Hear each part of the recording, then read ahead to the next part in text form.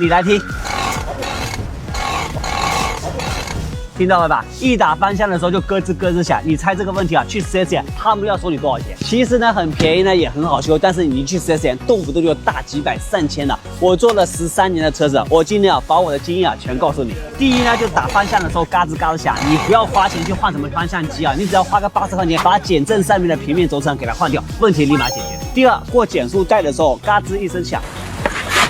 你不要说花钱去修底盘了，直接的花15块钱把平衡杆胶套给它换掉，问题啊立马解决。第三的话，你在跑高速的时候有嗡嗡响啊，速度越来越快，响声会越来越大。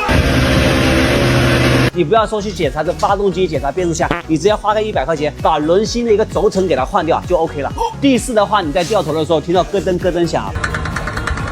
不是别的毛病，你只要花120块钱把外球笼给它换掉就 OK。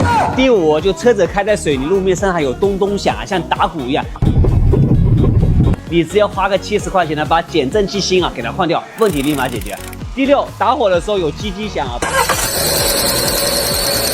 不要听修理厂去瞎忽悠了，说什么要修发动机了，来，我们把这个皮带呢直接浇了一点水的话，响声如果是消失的话，你直接把这个皮带给它调紧一点就 OK 了。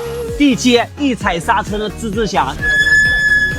你不要花钱修刹车了，你直接找个空旷的地方呢，给它踩几脚急刹，1分钱不花，问题啊立马能解决啊，是不是特别简单？关注阿克，让你更懂车。